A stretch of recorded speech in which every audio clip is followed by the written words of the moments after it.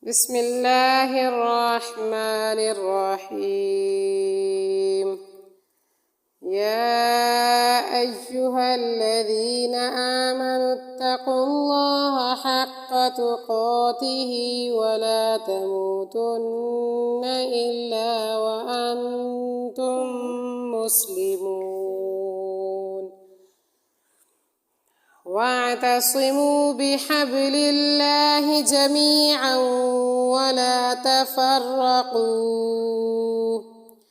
واذكروا نعمة الله عليكم إذ كنتم أعداء فألف بين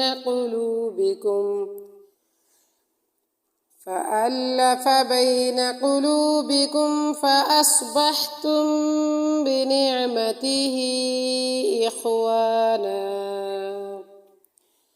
وكنتم على شفا حفرة من النار فأنقذكم منها.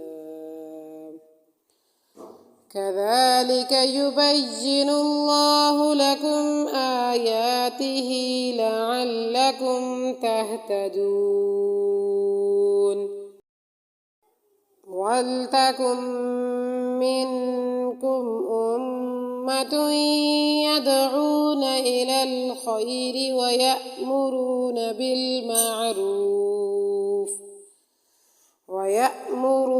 بالمعروف وينهون عن المنكر وأولئك هم المفلحون.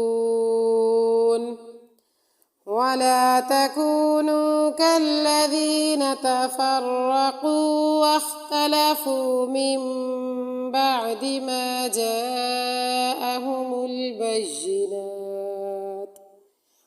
وأولئك لهم عذاب عظيم.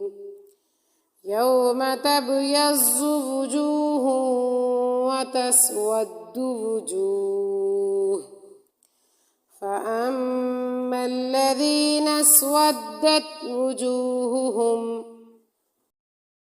أكفرتم بعد إيمانكم فذوقوا العذاب بما كنتم تكفرون. وأما الذين ابيضت وجوههم ففي رحمة الله هم فيها خالدون.